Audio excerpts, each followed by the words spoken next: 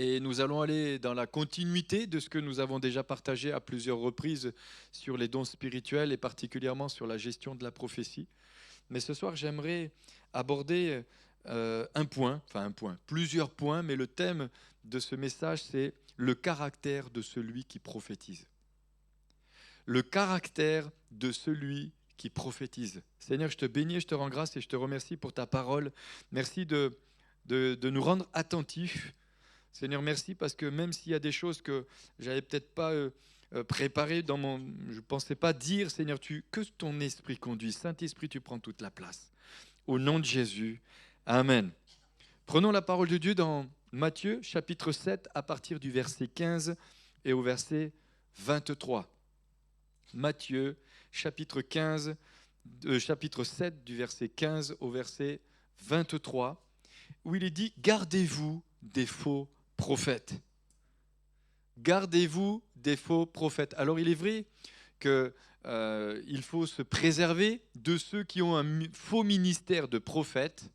Mais la Bible nous dit, et vous qui avez déjà suivi tous ces enseignements que j'ai partagés, nous qui prophétisons, nous sommes considérés comme des prophètes.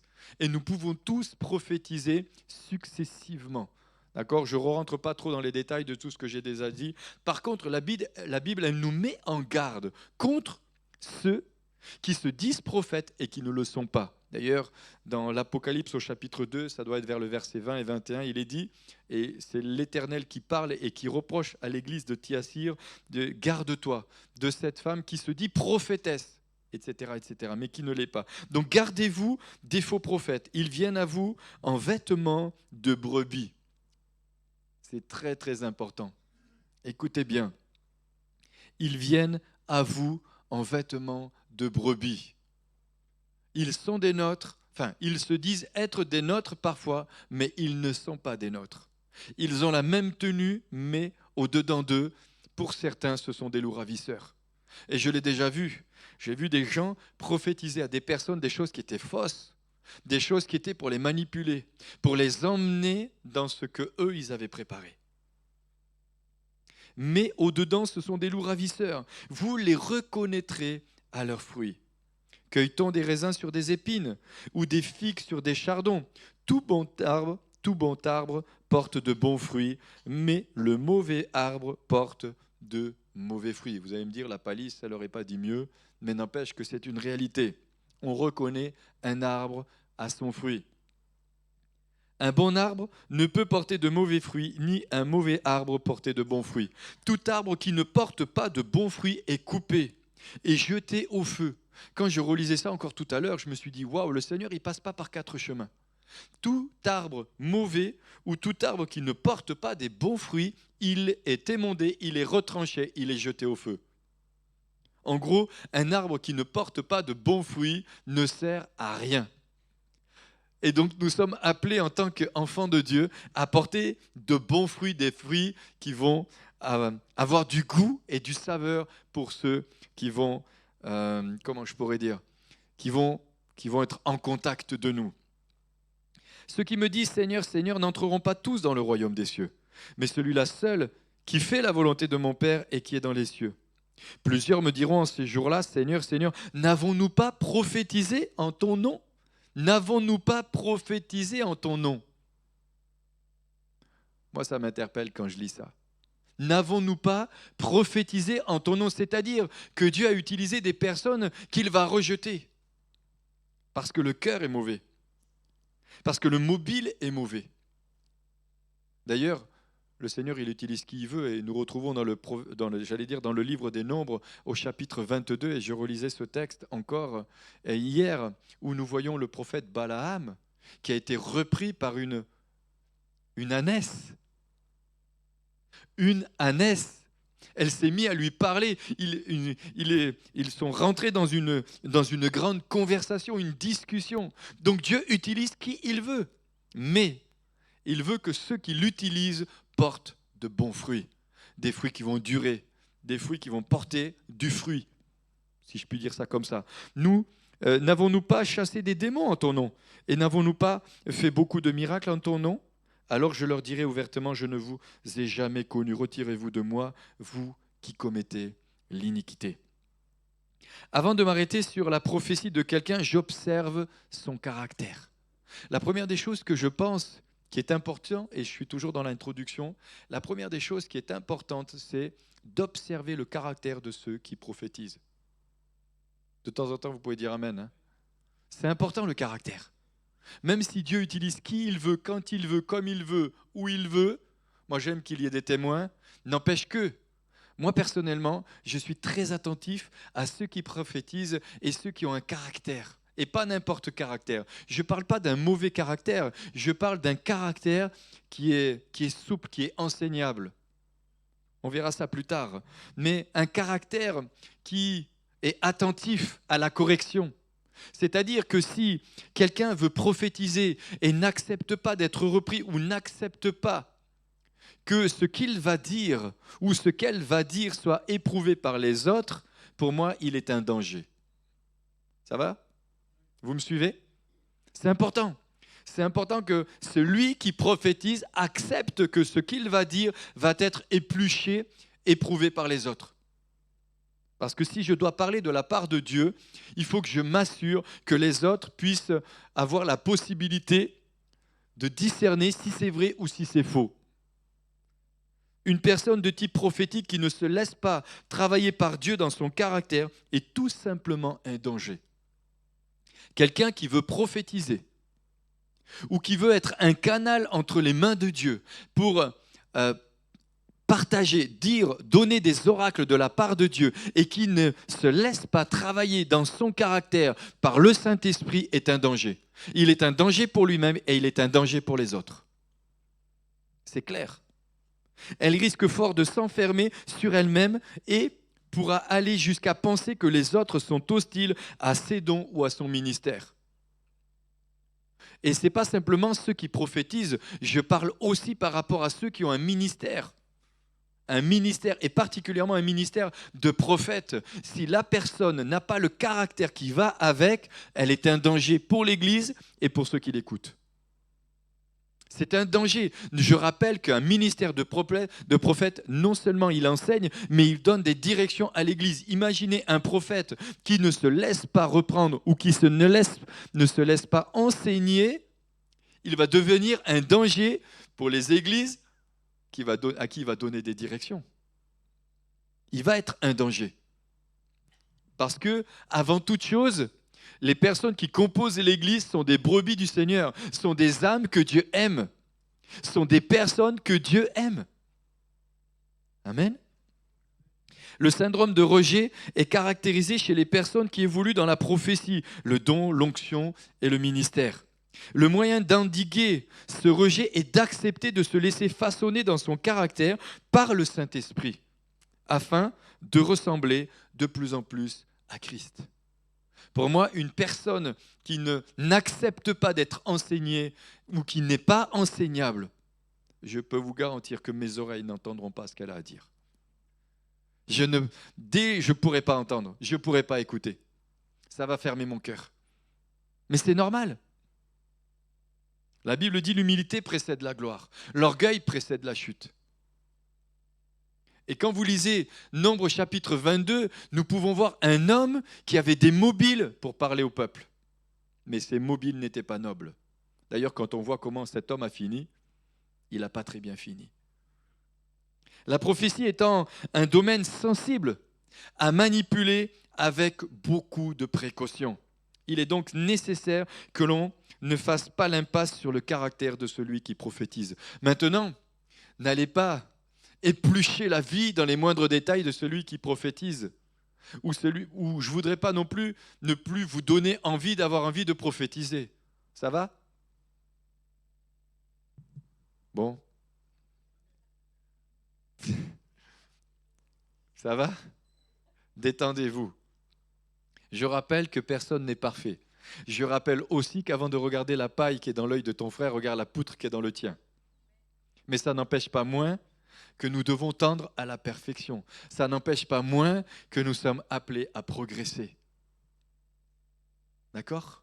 Et je dirais que je fais toujours un distinguo ou une distinction entre celui qui ne veut pas changer et celui qui n'arrive pas à changer. Ce n'est pas la même chose. Ça va ? Allez, j'avance encore. Le don de l'esprit, équipement ou le fruit de l'esprit, le caractère de Jésus. Dieu, au travers de sa parole, nous invite à reconnaître ce fruit. Et ce fruit, c'est d'abord le fruit de l'esprit. Et l'esprit avec un grand E. Et on retrouve le fruit de l'esprit dans Galates au chapitre 5 et au verset 22, où il est parlé de l'amour, la joie, la paix, la patience, la bonté, la bénignité, la fidélité, la douceur, la tempérance, qui est la maîtrise de soi. Amen. Très important. Alors, pour aller plus loin, allons un petit peu plus loin maintenant. Le fait d'exercer le don spirituel nous expose aux limites de notre caractère. Je le redis encore, je ne voudrais pas non plus qu'à partir d'aujourd'hui, plus personne ne prophétise dans l'Église parce qu'il se dit « moi je ne suis pas parfait ». Rassurons-nous, personne n'est parfait au milieu de nous. D'accord ? Mais nous tendons à la perfection. Nous voulons nous perfectionner. Nous voulons être des canaux entre les mains de Dieu. Et moi, personnellement, je prie parce que je veux être un canal entre les mains de Dieu. Parce que prophétiser, je le redis, c'est exhorter, c'est encourager, c'est édifier. C'est édifier l'Église, c'est encourager l'Église, c'est donner une parole de sagesse. C'est faire du bien à mon frère et à ma sœur qui est venu peut-être dans un moment qui était découragé. Et qui reçoit une parole, et il va repartir gonflé à bloc, parce que Dieu lui aura parlé, et parce que Dieu m'aura utilisé pour qu'il puisse lui parler. Amen. Donc il n'est pas question de s'arrêter en chemin chaque fois qu'on est atteint par une limite, mais de se laisser transformer à l'image de Jésus-Christ. Et surtout, une chose aussi importante, ne vous laissez pas accuser non plus par l'ennemi. Ne nous laissons pas accuser du style de dire « tu n'es pas à la hauteur pour parler de la part de Dieu. » L'ânesse de Balaam était-elle à la hauteur pour parler à ce prophète? Non. Et pourtant, Dieu l'a utilisé. Soyons des ânesses qui ouvrons nos bouches pour parler de la part de Dieu. Amen. Que les ânesses se lèvent dans cette église. Ouais, je n'ai pas entendu beaucoup d'amen. Amen. Ah, c'est sûr que si j'avais dit que les apôtres, Paul se lève là, ou les prophètes comme... mais bon, que nous soyons comme ces ânesses, que nous ayons simplement, que nous puissions dire à Jésus, Seigneur, ouvre ma bouche, remplis-la, je veux parler de ta part. Je veux être utilisé, qu'un grand nombre de personnes du milieu de nous prophétisent, parce que c'est l'Église qui est édifiée. Amen. Premièrement, nous allons voir maintenant, premièrement, quelles sont les caractéristiques? Il y aura plusieurs caractéristiques que j'aimerais qu'on puisse voir ensemble. Eh bien, la première caractéristique que j'aimerais avoir et que j'aimerais vous partager, c'est l'humilité. L'humilité est une caractéristique indispensable chez ceux qui prophétisent. L'humilité précède la gloire. L'humilité précède la gloire. Le don de prophétie ne fait pas de nous des gens au-dessus des autres. C'est comme le ministère que Dieu nous a confié. Ne fait pas de nous quelqu'un qui est au-dessus des autres. Que tu sois un pasteur, que tu sois un apôtre, que tu sois un prophète, que tu sois un évangéliste, tu n'es pas au-dessus des autres. Tu as juste une fonction différente dans le corps. C'est tout. Je pensais que vous alliez dire amen. Tu as juste une fonction différente dans le corps. C'est tout. Mais nous ne sommes pas au-dessus des autres. Il n'y a plus ni juif ni grec, ni homme ni femme. Mais pourtant, il y a bien des familles, des foyers, des jeunes, des moins jeunes. Il est dit, soyez jeunes gens, soyez soumis aux anciens et tous dans vos rapports, soyez soumis les uns aux autres.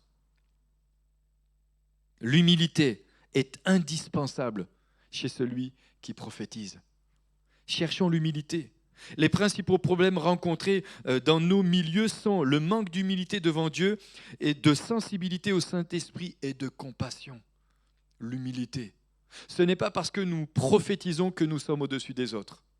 Nous sommes juste un canal entre les mains de Dieu. Nous sommes juste un canal que le Saint-Esprit peut utiliser. Et nous voulons être ce canal. Amen. L'amour doit être notre mobile principal. Parce que j'aime mon frère, j'aime ma sœur, j'aime l'église du Seigneur, je veux que Dieu m'utilise pour bénir. Non, mais quand je dis des bonnes choses, il faut vraiment dire amen. Je me rappelle que Jean Ballet vous a fait dire un amen conséquent. Hein. Mais si on a réalisé ça, on ne peut plus venir aux réunions sans dire au Seigneur, utilise-moi. Ce n'est pas possible. Parce que si j'ai compris que je suis le canal que Dieu veut utiliser pour donner une parole de sagesse, de connaissance, une parole prophétique pour encourager, exhorter. Chaque fois que je viens à la réunion, je dois dire, Seigneur, utilise-moi. Chaque fois. Ce constat doit nous amener à changer de comportement ou plutôt à accepter de nous laisser façonner à l'image de Jésus par le ministère du Saint-Esprit. Autrement dit, il faut laisser le Saint-Esprit implanter en nous ce que Dieu appelle le fruit de l'Esprit. Et nous devons laisser l'Esprit de Dieu développer en nous le fruit de l'Esprit. Je dis bien le fruit de l'Esprit qui est l'amour, la joie, la paix, la patience, la bonté, etc., etc. Des erreurs dans les prophéties, il y en a et il y en aura. On peut se tromper, ce n'est pas un problème de se tromper. Ce n'est pas un problème de dire quelque chose qui n'est pas juste. Le problème, ce n'est pas de commencer. Maintenant, ce n'est pas parce que j'ai dit quelque chose de pas juste ou que ce n'est pas parce que la personne a dit quelque chose qui est faux que je dois la condamner. Je dois juste prendre ce qui est de Dieu et ne pas prendre ce qui n'est pas. Ça va ? J'avance. 1 Thessaloniciens chapitre 5 verset 19 à 21, il est dit « N'éteignez pas l'esprit, ne méprisez pas les prophéties, mais examinez toutes choses. Retenez ce qui est bon. » Retenez ce qui est bon. Si au milieu de nous, chacun a cette compassion et cet amour par rapport à celui ou celle qui va se mettre à prophétiser, eh bien chacun va se sentir à l'aise pour pouvoir dire ce qu'il reçoit de la part de Dieu. Et s'il dit quelque chose qui n'est pas juste ou qui s'est trompé, nous avons assez de compassion et d'amour pour ne pas ni condamner la personne, mais de dire « ça je ne garde pas, ça je garde, ça je ne retiens pas, ça je reçois ». Amen. Ce verset sous-entend que Dieu sait qu'il y aura des erreurs. La prophétie n'est pas une option charismatique, elle est fondamentale et doit être exercée avec précaution. Elle doit être exercée avec précaution. En prophétisant avec humilité, nous restons en sécurité. Je reste en sécurité. Et l'Église est en sécurité. Mes frères et sœurs sont en sécurité. C'est pour ça que, pour moi, celui qui préside, eh bien, c'est lui qui doit être attentif à ceux qui doivent prophétiser, pour être sûr. Mais l'Église entière doit aussi être attentive si ce qui est dit est juste ou pas. En prophétisant avec humilité, nous restons en sécurité, même quand il y aura des inaptitudes. L'humilité nous ouvre la présence de Dieu et aux vraies manifestations du Saint-Esprit. On l'a vu dans 1 Corinthiens 12, lorsqu'il est parlé des dons spirituels, lorsque Paul s'adresse aux gens, il parle à ceux qui sont dans un contexte un peu particulier et spécial.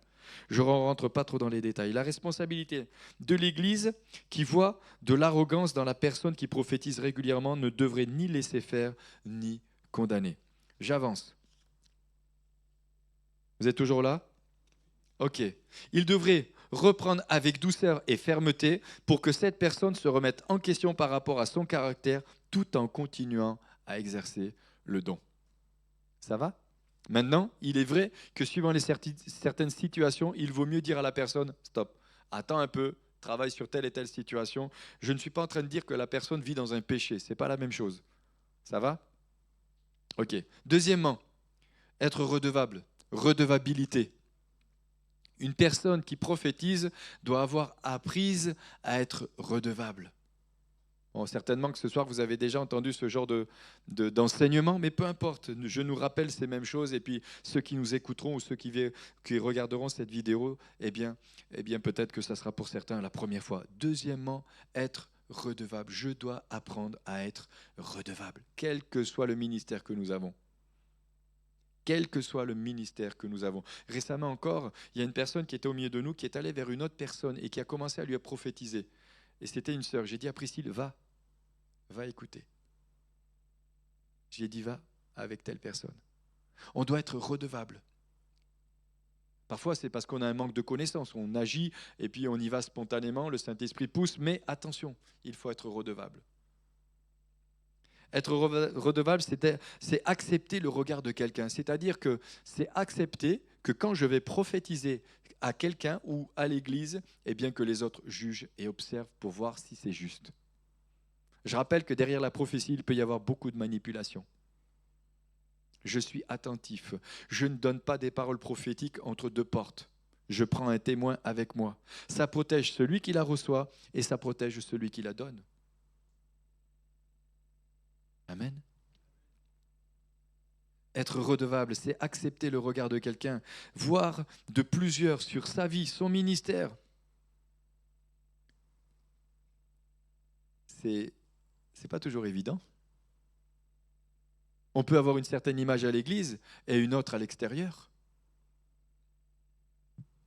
Ce n'est pas une violation de son intimité, c'est un choix de dépendance envers une personne de confiance. J'accepte que quelqu'un ait un droit de regard dans ma vie. Où est le problème? C'est sécurisant, mais c'est aussi sécurisant pour l'Église. C'est pour ça que souvent dans l'Église, je dis, c'est pas n'importe qui prie pour n'importe qui, mais c'est pas non plus n'importe qui doit apprendre à donner des paroles à n'importe qui et n'importe comment. Ça m'est déjà arrivé plusieurs fois de dire à des personnes, je ne vous connais pas, j'attends de mieux vous connaître, je veux apprendre à vous connaître. Et je leur dis aussi, apprenez à nous connaître parce que vous ne nous connaissez pas non plus. Mais c'est sécurisant pour tous. Et chacun se sent en sécurité. Comme ça, tout ce qui est donné, c'est en sécurité. Celui qui aime Dieu aime la lumière. Celui qui aime la lumière n'a rien à cacher. Cela ne signifie pas que sa vie va être déballée ou étalée devant tout le monde, mais qu'une, 2 ou 3 personnes peuvent regarder dans sa vie. C'est quand même, moi il me semble, c'est quand même plus sécurisant pour une église que de savoir que votre pasteur ou le ministère qui est à la tête de l'église travaille avec d'autres ministères. Ce n'est pas un électron libre, il n'est pas tout seul.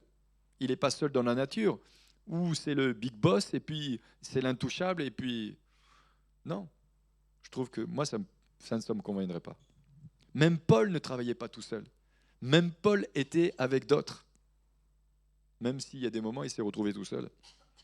Quelqu'un a-t-il le droit d'évaluer la relation avec l'argent, avec le pouvoir, l'attitude et les questions même de sexualité? En faisant le choix de la transparence, nous élevons Dieu et nous préservons des pièges de l'ennemi que veut mettre sur notre route. Maintenant, ce n'est pas n'importe qui a un droit de regard sur n'importe qui. Qu'on soit bien d'accord. Ça va, vous me suivez? Un ministère, eh bien, c'est quelqu'un qui est dans le ministère qui a un droit de regard sur ce ministère.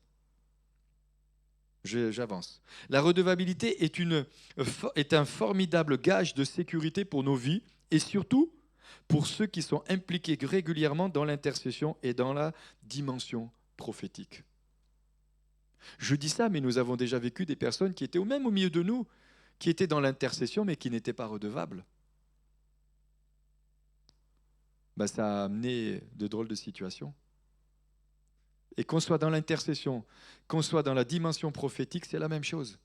Parce que normalement, dans l'intercession, nous recevons des pensées prophétiques. D'ailleurs, ce matin, on était en Zoom, et puis on avait un temps où on a intercédé, on a prié, et après j'ai appelé Jean, je lui ai dit, écoute, pendant le Zoom, j'ai reçu ça pour l'œuvre là-bas, et j'ai reçu ça aussi et ça, et je vous le dirai en son temps. Mais je voudrais qu'on fasse quelque chose à un moment donné particulier. Il me dit, on va prier pour ça et on va mettre ça en place. Amen. La protection de Jésus se trouve dans la soumission à son Père. C'est le désir d'être vrai qui nous pousse à demander au Saint-Esprit de sonder nos cœurs. La conséquence de notre soumission à Dieu, c'est que nous acceptons aussi le regard des autres sur notre prophétie ou notre comportement. Et là, je fais juste, j'allais dire, petite parenthèse, mais parfois on nous dit, moi je suis soumis à Dieu. Mais la véritable soumission à Dieu, dans la démonstration, c'est lorsque je suis soumis aux autres. Ça va? Si je suis soumis à Dieu, je serai soumis aux autres. C'est une des clés, et c'est une des clés que nous pouvons voir. Si la personne vous dit « je suis soumis à Dieu », mais qu'elle est incapable de se soumettre aux autres, vous pouvez avoir un doute sur sa soumission. Mais vous pouvez aussi avoir un doute sur ce qu'elle va vous dire, ou sur ce qu'elle doit dire. Ça marche? Ça va jusque-là? De temps en temps, vous pouvez dire Amen plus fort. Hein? Donc celui qui est redevable vit dans la lumière. Il est dans la lumière, il est dans la transparence. Alléluia. Rien dans sa vie n'est caché devant Dieu et le diable ne trouve rien à redire de lui. La redevabilité est aussi nécessaire quand on reçoit une parole personnelle. Il nous faut alors un regard extérieur pour nous aider à gérer ce qui a été reçu. Je peux le redire parce que je l'ai déjà trop vu. La redevabilité est aussi nécessaire quand on reçoit une parole personnelle. Il nous faut alors un regard extérieur pour nous aider à gérer ce qui a été reçu. Parfois, certains viennent et nous disent « Le Saint-Esprit m'a dit de faire ceci ou de faire cela, ou de déménager, ou d'aller dans tel endroit, ou de faire… » Oui, le Saint-Esprit t'a dit, mais est-ce que tu peux nous la soumettre ? Est-ce que nous avons la possibilité de juger si véritablement ce que le Saint-Esprit t'a dit, c'est la vérité ? Amen. Vous savez pourquoi ? Nous avons beaucoup d'émotions. Nous sommes très émotionnels. Nous pouvons recevoir quelque chose un jour et avoir le sentiment d'avoir reçu quelque chose et le lendemain avoir le sentiment d'avoir reçu l'inverse. Ça vous est jamais arrivé ? Combien sont déjà venus me voir en me disant « Ah, j'ai reçu ça » et juste après, ils ont reçu l'opposé. Le Saint-Esprit m'a dit « Je devais travailler avec toi ». Et puis quelque temps après, le Saint-Esprit leur a dit de partir. Ah ! Mais dans tout ça, j'ai rien eu le droit de dire. J'ai juste eu le droit d'acquiescer. Je ne suis pas en train de pointer du doigt Pierre, Paul, Jacques, qu'on se comprenne. Je veux juste partager un enseignement qui me semble important. C'est que si on reçoit des choses nous-mêmes aussi, nous devons apprendre aussi à le soumettre à d'autres, parce que c'est aussi pour notre sécurité. C'est pour notre sécurité. Amen. Ça nous évite d'être ballottés à tout vent de doctrine. Ça nous évite aussi d'être comme le bateau en pleine tempête, à droite, à gauche, à droite, à gauche. Ça nous permet d'être stable. Ça nous permet d'apprendre à recevoir et à entendre pleinement ce que Dieu a à nous dire. Ça va ? Imaginez un prophète dans l'église. Un coup, il vous dit d'aller à droite. Un coup, il vous dit d'aller à gauche. Un coup, il vous dit d'aller tout droit. Un coup, il vous dit d'aller en arrière. À un moment donné, vous allez dire, attends, les gars, il y a un truc qui ne va pas. C'est pour ça qu'on doit apprendre à éprouver ce qui est dit. Et quand nous recevons quelque chose de personnel, moi je prie que nous puissions les uns et les autres recevoir des pensées personnelles. Personnellement, moi je les note. Parfois j'en partage. Je dis tiens, j'ai reçu ça. Qu'est-ce que tu en penses ? Et je note certaines choses. Et quand je vois des années plus tard que ça s'accomplit, je me dis, c'était une pensée de Dieu. Et parfois je note des choses. Samedi dernier, j'ai fait quelque chose de spécial. J'ai relu les prophéties que nous avons reçues dans cette église depuis 2010. Depuis que j'ai repris cette église, j'ai relu toutes les prophéties qu'on avait reçues. D'ailleurs, j'en ai renvoyé un à quelqu'un. Je dis, tiens, rappelle-toi ce que le Seigneur t'avait dit au travers de tel prophète, là, à tel moment. Et je lui ai envoyé. Et puis, j'ai relu. Et puis, un jour, je me suis dit, tiens, c'est très intéressant. Et puis, j'ai relu des prophéties de personnes qui ne sont plus là, que j'avais gardées.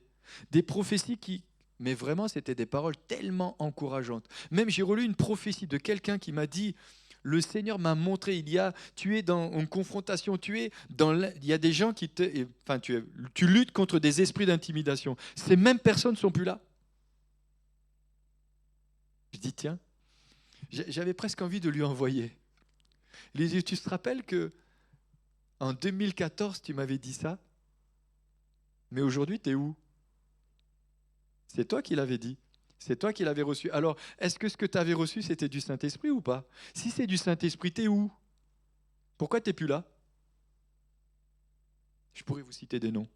Enfin, c'est entre nous, je ne sais pas qui va écouter la vidéo, mais c'est vraiment pour nous enseigner, ce n'est pas pour qu'on soit bien d'accord. C'est juste pour qu'on soit sensible. Mais vous savez, si vous venez me voir et vous me dites le Saint-Esprit m'a dit ça, je vais le noter.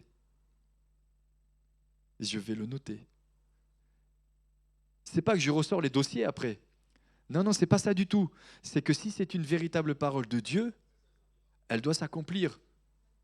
Et maintenant, tu as pu prophétiser quelque chose et pas bénéficier de ce que le Seigneur t'a permis de dire aussi. Mais c'est dommage. C'est que peut-être tu t'es fait aussi avoir. Ah, je pourrais vraiment, et je me suis dit, mais, et un jour, quelqu'un, je lui ai dit, mais voilà ce que un tel prophète t'a dit devant moi, ici. Il t'a dit, tu dois être avec moi. Pourquoi tu t'en vas? Bon, j'avance. Je ne sais même pas pourquoi je fais cette parenthèse. Peut-être pour ceux qui écouteront. Troisièmement, être impartial. Impartialité. D'accord? La prophétie n'est pas une pommade que nous passons aux personnes que nous connaissons ou nous aimons, ni une réprimande pour ceux que nous n'approuvons pas. Je n'ai pas dit nous n'aimons pas, puisque nous sommes appelés à aimer tout le monde. Qu'on soit bien d'accord. C'est pour ça que la base de la prophétie et du prophétique, c'est l'amour. C'est parce que j'aime alors certains, que je prophétise. Alors certains nous disent, oui, mais moi je suis comme un prophète de l'Ancien Testament. Oui, non, mais attends. C'est quoi ce genre de prophète? Nous sommes sous la grâce. Je ne sais pas si vous l'avez déjà entendu. Moi, je l'ai déjà entendu. Hein. Je suis comme un prophète dans l'Ancien Testament. Eh ben, dis donc. Seigneur, donne-nous des prophètes du Nouveau Testament. Seigneur, accorde-nous d'avoir la grâce d'avoir des prophètes qui ont compris que la prophétie, elle exhorte, elle console et elle édifie. Que la prophétie ne condamne pas, qu'elle ne détruit pas. Et regardez bien, dans Nombre chapitre 22, je n'ai pas le temps parce que le temps passe vite, mais quand vous voyez ce roi qui est venu voir ce prophète, lui voulait maudire le peuple au travers du prophète. Et lui-même, malgré qu'il soit tordu, il n'a pas pu maudire le peuple d'Israël. Et pourtant, le peuple n'était pas dans les clous. Et pourtant, le peuple était dans le péché.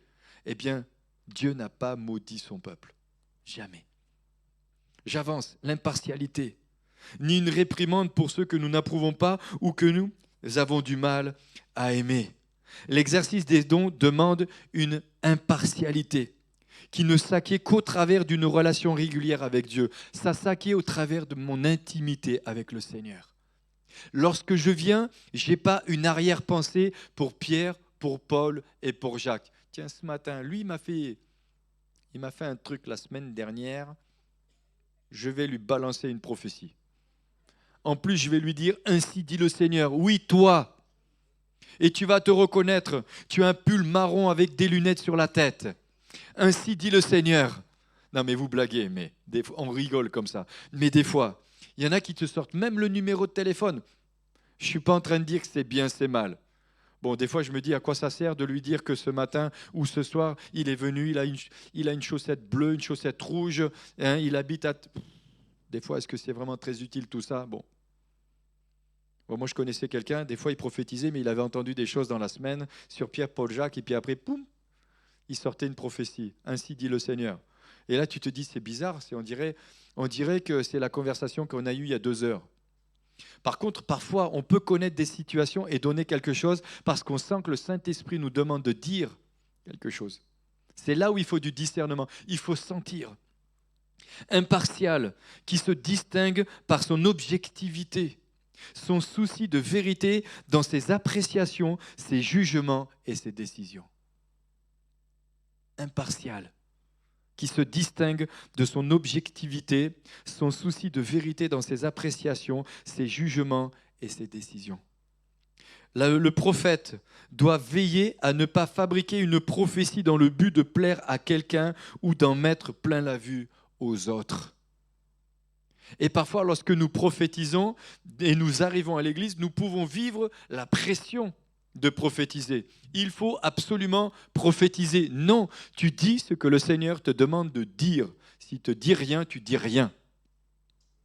Stop, comme dirait quelqu'un, un point, un trait. C'est tout.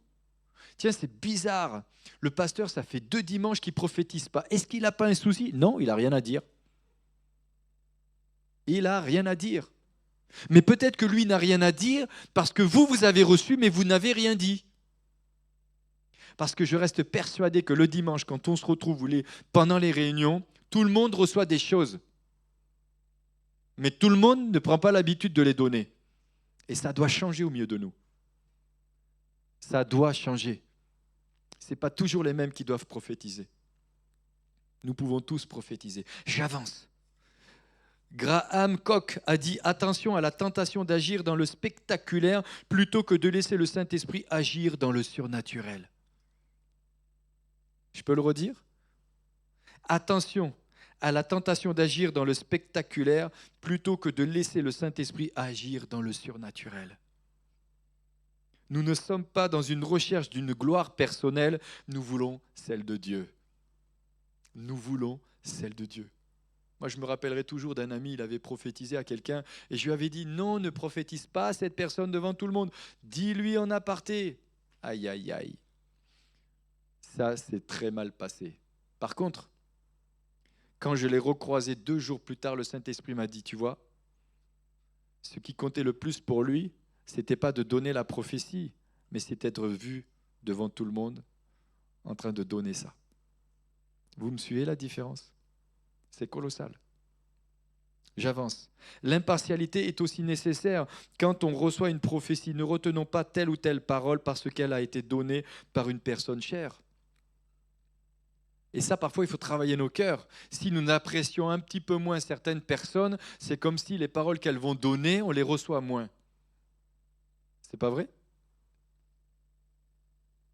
Bon, personne n'a osé dire amen. Réfléchissez à ça, c'est important.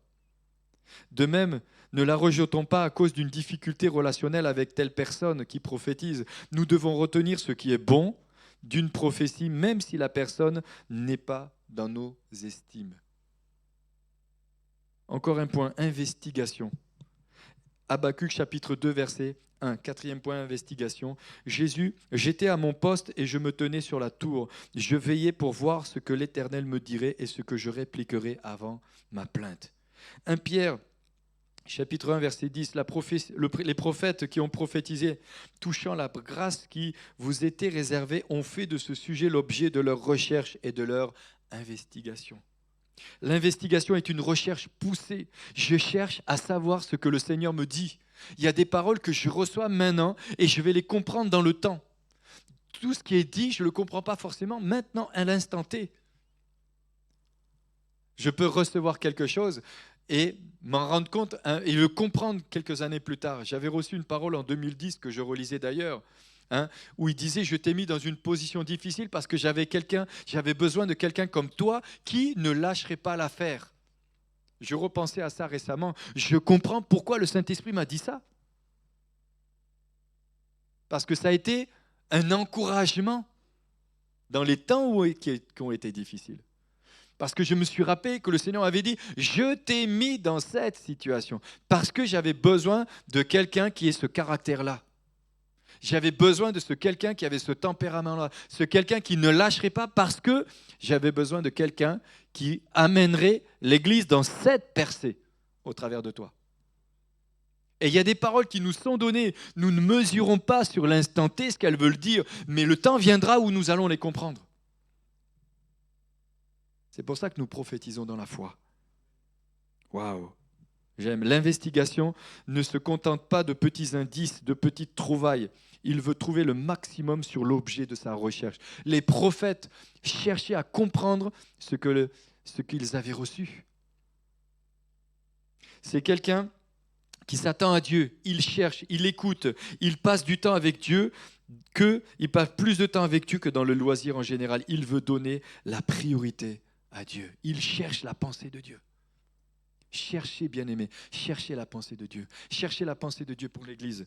Cherchez la pensée de Dieu pour l'œuvre de Dieu. Cherchez la volonté de Dieu.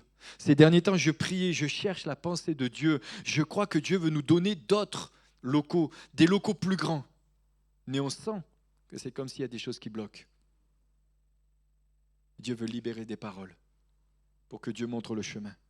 Celui qui prophétise régulièrement cherche à optimiser son temps devant son Créateur et à nourrir sa pensée de sa parole, de la parole de Dieu. Il étudie la Bible.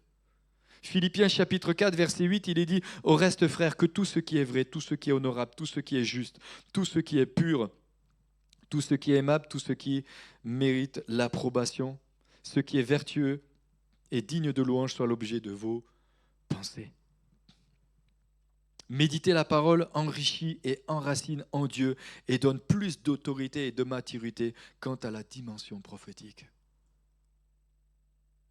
Encore un point, un cinquième point. Être cohérent. Être cohérent. Je dénonce les faux prophètes. Je dénonce les faux prophètes. Jésus dénonçait les faux prophètes. Et nous devons apprendre à discerner aussi les faux prophètes. J'ai envie de dire aussi les faux pasteurs, de ceux qui mettent en place des choses qui ne sont pas bibliques. C'est ça la croissance de l'Église, c'est ça la croissance du corps, et c'est ça la croissance individuelle. Matthieu chapitre 7, versets 12 à 20, il est dit « Tout ce que vous voulez que les hommes fassent pour vous, faites-le de même pour eux, car c'est la loi et les prophètes. Entrez par la porte étroite, car large est la porte, spacieux est le chemin qui mène à la perdition, et il y en a beaucoup qui entrent par là. Mais étroite est la porte, resserrez le chemin qui mène à la vie, et il y en a peu qui les trouvent. Gardez-vous des faux prophètes, gardez-vous. Gardez-vous. C'est un commandement de Dieu. Gardez-vous des faux. Ils viennent à vous en vêtements de brebis. On l'a lu tout à l'heure, mais au-dedans d'eux, ce sont des loups ravisseurs. Vous les reconnaîtrez à leurs fruits. Vous les reconnaîtrez à leurs fruits. Dans la Bible, le fruit le plus indispensable est d'abord celui de l'esprit. Quels sont les fruits que nous portons? Quels sont les fruits que vous portez? Ceux que nous côtoyons, comment parle-t-il de l'Église? Comment parle-t-il des autorités dans l'Église? Comment parle-t-il des frères et sœurs? Comment parle-t-il du corps de Christ? Comment? Ce sont les fruits qu'ils portent. Dans la Bible, le fruit de l'esprit est indispensable d'abord de celui de l'esprit, c'est-à-dire un changement de caractère pour ressembler de plus en plus à Jésus-Christ. Ressembler de plus en plus à Jésus-Christ. Se laisser changer par le Saint-Esprit nous donne la garantie d'être cohérent envers Dieu, avec nous-mêmes et avec ceux qui nous entourent. Je suis cohérent avec Dieu et avec ceux qui m'entourent. Une personne qui désirant développer une onction prophétique dans sa vie doit veiller à l'harmonie entre ses paroles et son comportement. Doit veiller à l'harmonie entre ses paroles et son comportement. La crédibilité et l'autorité ne sont pas une question de publicité ou de conviction. Elles sont la conséquence d'une vie vécue dans la lumière et la vérité. Waouh! Balaam, Nombre chapitre 22, il n'était pas digne de prophétiser. Il a mal fini. Je n'ai pas le temps de tout lire, mais ça paraît, c'est tellement intéressant. Ce texte, vous prendrez le temps de le lire. Nombre chapitre 22, 23, 24 et 25. Lisez et regardez l'histoire de Balaam, cet homme. Il dit qu'il est l'homme qui parle de la part de l'Éternel. Dieu lui dit, tu n'iras pas, mais il va revenir pour essayer d'y aller. Parce qu'il était corrompu. Il était corrompu. Vivre dans la lumière de Dieu nous garantit de vivre dans la cohérence. Nous sommes imparfaits. Vous le savez, vous l'avez déjà vu chez moi, je n'ai pas besoin de rentrer dans les détails. C'est pour cela que nous devons en permanence laisser nos cœurs être sondés par le Saint-Esprit. Et c'est pour ça que lorsque nous nous retrouvons et que nous commençons à prier, j'aime que nous puissions préparer nos cœurs, disposer nos cœurs, afin que rien ne vienne nous influencer, même dans la dimension prophétique, que rien vienne nous influencer pour que nous ne puissions pas dire des choses que nous ne devons pas dire, mais que nous puissions dire les choses que Dieu veut que nous disions. Amen.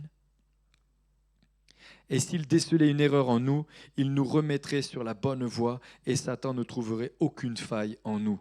C'est cela la cohérence. Pour finir et conclure, le meilleur caractère pour prophétiser, c'est un caractère qui est enseignable. Quelqu'un d'enseignable. Proverbe chapitre 1, verset 8. Écoute mon fils l'instruction de ton père et ne rejette pas l'enseignement de ta mère. Matthieu chapitre 16 verset 12. Alors ils comprirent que ce n'était pas du levain du pain qu'il avait dit de se garder, mais de l'enseignement des pharisiens et des sadducéens. Et puis Actes chapitre 2 verset 42. Il est dit, il persévérait dans l'enseignement des apôtres, dans la communion fraternelle, dans la fraction du pain et dans les prières. Et puis, je conclus vraiment.